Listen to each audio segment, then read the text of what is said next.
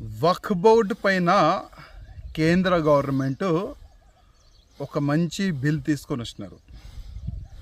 ఆ బిల్కి వ్యతిరేకంగా ఓవైసీ అంటే హైదరాబాద్ పార్లమెంట్ సభ్యుడు ఈరోజు సాయంత్రం దారుసలాంలో వక్ఫ్ బోర్డ్ బిల్ అగ్నిస్ట్గా ఒక బహిరంగ సభ పెట్టిండు.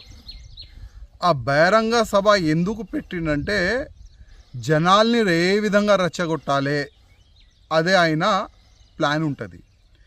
నేను ఓవైసీకి ఒక మాట అడగాలనుకుంటున్నా. ఇవాళ నువ్వు సభ పెట్టినావు కదా, నీలో దమ్ ఉంటే నిజం చెప్పనికి ప్రయత్నం చేయి. తెలుసు నువ్వు నిజం చెప్పవని. నీ అయ్యా కానీ, నువ్వు కానీ, నీ తమ్ముడు కానీ, నీ ఎమ్మెల్యేస్ కానీ, నీ కార్పొరేటర్ కానీ వక్ఫ్ బోర్డు పైన ఒక మంచి బిల్ వచ్చింది, దీనికి మనం సపోర్ట్ చేయాలి, అది ఎప్పుడు చెప్పరు. దీనికి అగ్నిస్టే చెప్తారు మీరు.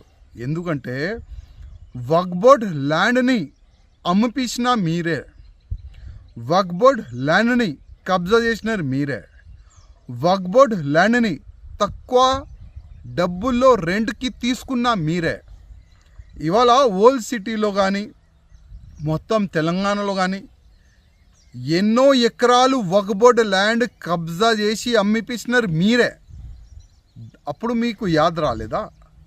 వక్ఫ్ బోర్డ్ ల్యాండ్ అల్లా ఇచ్చిన ల్యాండ్, దానికి కాపాడాలి, దానికి అమ్మొద్దు, తక్కువ రెంట్కి ఇవ్వకూడదు. అప్పుడు యాద్ రాలేదా? ఇవాళ కేంద్ర గవర్నమెంటు, మోదీ గారు government, Bharatiya Janata party government వక్ఫ్ బోర్డ్ ల్యాండ్ సేఫ్ ఉండాలి ఒక మంచి ఆలోచనతోని దానిపైన ఒక బిల్లు తీసుకొని వచ్చినారు. ఇవాళ వక్ఫ్ బోర్డు దగ్గర 9,50,000 ఎకరాలు ల్యాండ్ ఉన్నది.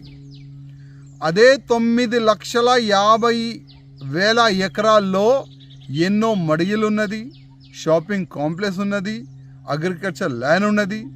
అసలు ఆ డబ్బులు ఎక్కడ పోతుంది? అదే డబ్బులు సరిగైన యూజ్ కావాలి, దాని గురించే ఇది బిల్లు. ల్యాండ్ ఎవరు కూడా అమ్మకూడదు, దాని గురించే ఇది బిల్లు. తక్కువ రెంట్కి ఎవరికి కూడా లీజ్కి ఇవ్వకూడదు, దాని గురించే ఇది బిల్లు. ఇది వక్ఫ్ బోర్డ్ అగ్నిస్ట్ కాదు, ఇది బిల్లు. వక్ఫ్ బోర్డ్కి ఫేవరబులే ఇది బిల్లు. అది నిజం చెప్పనికి నీకు దమ్ము ఉంటే సభలో చెప్పు ఇవాళ. కానీ నీ ప్లాన్ ఏంది? నీ ఆలోచన ఏంది? వక్ఫ్ బోర్డు బిల్లు పైన తప్పుగా మాట్లాడాలి, వక్ఫ్ బోర్డు బిల్లు తప్పు ఉన్నది, దాని అగ్నిస్టే మాట్లాడాలి, అది కదా నీ ఆలోచన. కానీ ఒక్క మాట యాద పెట్టుకో, యావత్ భారతదేశం ముస్లిమోలు ఇవాళ మేలుకోవాలి, సమయం ఉన్నది. ఇది చాలా తప్పు చేస్తున్నారు ఈ ఓవైసీ. రెచ్చగొట్టడానికి ఇవాళ ఈ బహిరంగ సభ ఆయన పెట్టిండు. ఆయన మాటల్లో ముస్లిమోలు వస్తే మీకే నష్టం, యాద పెట్టుకోండి. ఎందుకంటే కేంద్రం భయపడదు. బంగాల్లో మీరు ఇంత దౌర్జన్యం చేస్తున్నారు, హిందువుల్ని చంపుతున్నారు, కేంద్రం భయపడలే.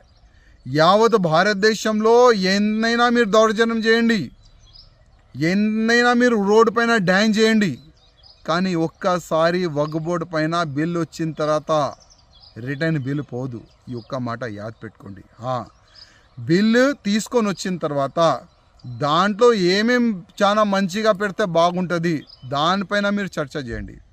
ఆల్రెడీ చాలా వరకు చర్చకి సమయం కూడా ఇచ్చినారు పార్లమెంట్లో, కానీ ఓవైసీకి దమ్ లేకుండే ఆ వక్ఫ్ బోర్డు పేపర్ బిల్లుని చింపి పాడేసిండు. ఎందుకంటే మీడియాలో ఆయన ఫేమస్ కావాలి కదా.